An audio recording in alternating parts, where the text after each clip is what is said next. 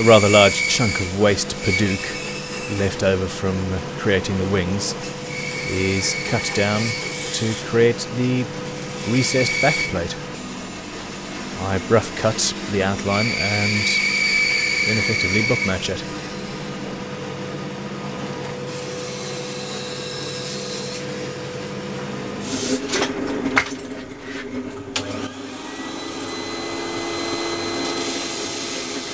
As this control cavity is fairly standard, it's one of the few standard things I have on my instruments, every time I get to this stage I think, oh, I should make a template and just route it out. And at some point I'm going to do this, or maybe use a copy router, etc. to create them. But at the moment I love my bobbin sander, and it allows you to get such a close fit that it sucks on in there. Perfect. She's fairly heavy currently, which doesn't surprise me with all that wenge and Padouk, etc, etc. So I need to reduce the weight, really. See what happens. See what happens after that.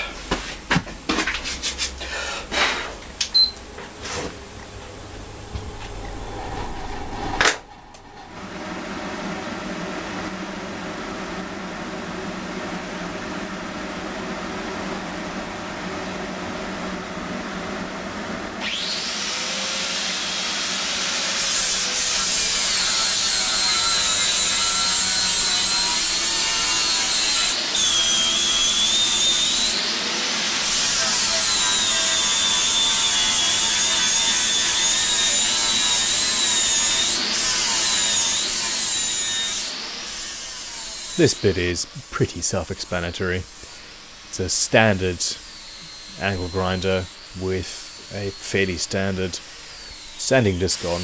These are normally used by metal workers to clean up welds, but it works incredibly well, with a little bit of practice, at carving guitars. There are purpose-made tools for exactly the same job, made out of metal. One I have is called the Holy Galahad, and that is better if you're using a soft wood. It's very rough. It's got very sharp little points on it, and takes some getting used to, but every tool has its place.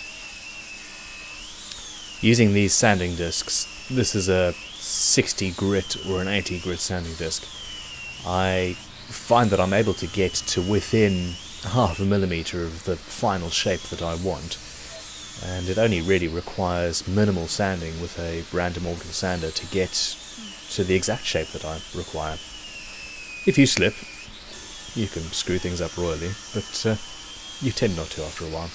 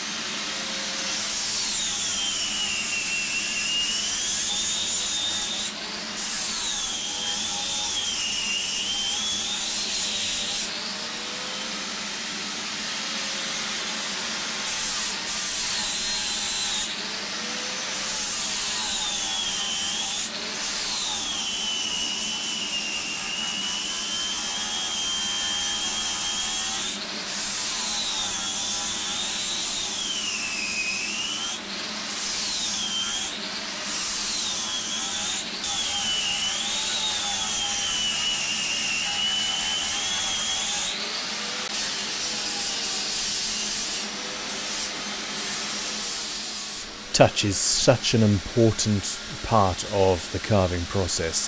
you can feel much more than you can see. You can see here my little finger is following the shape of the body as I carve, making sure that I don't go any deeper than I want to. And feel the belly. It's got to feel smooth and organic, and you get a surprising amount of finesse using this violent, noisy, dusty tool.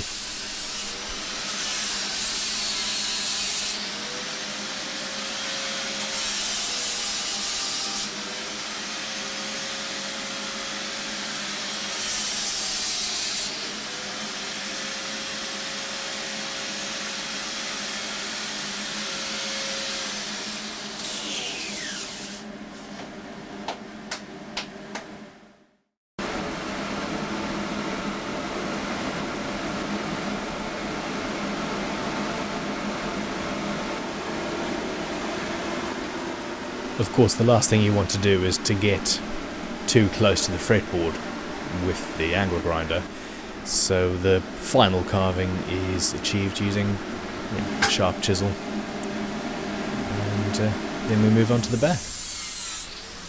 Neck shape is much more nerve-wracking, I'll say. It's again, with practice, you get the idea.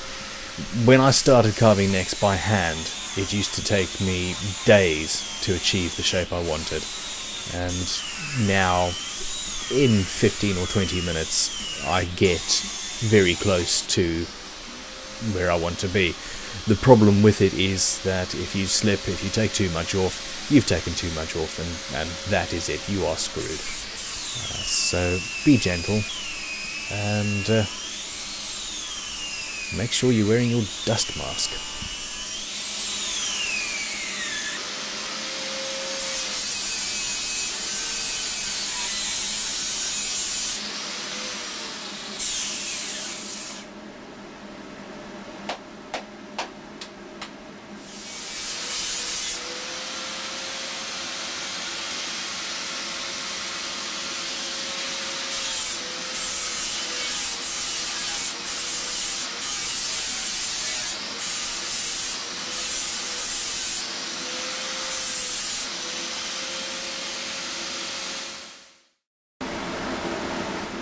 Needless to say, even on an instrument that I'm building for stock, or for myself, you do need to constantly check the depth of the neck as you carve it.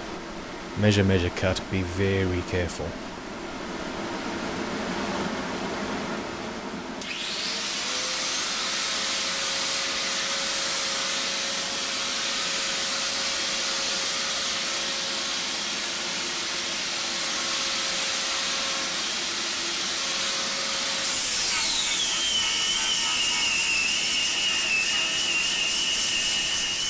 I personally don't like building guitars with massive heels on them, just because that's the way it's been done for the last 60 years.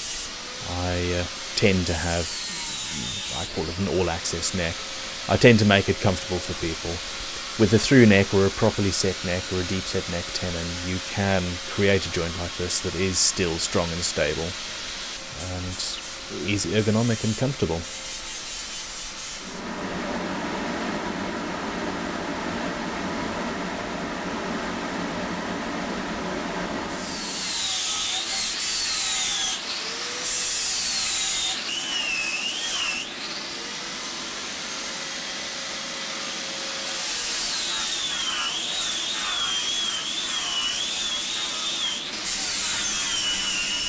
I have the exact same feelings about a flat guitar body.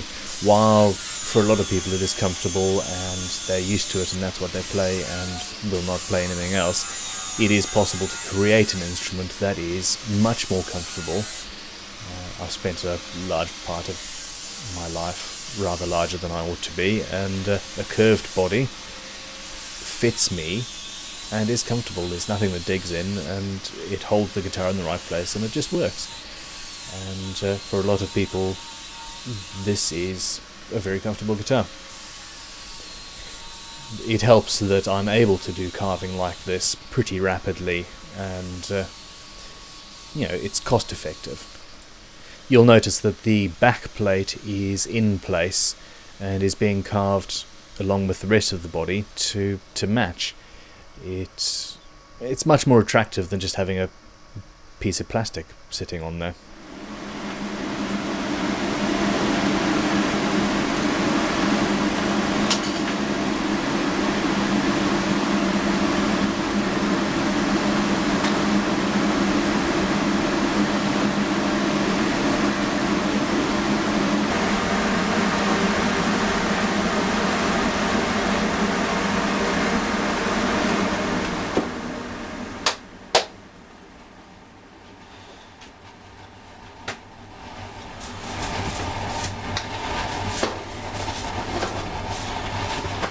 Do you understand now?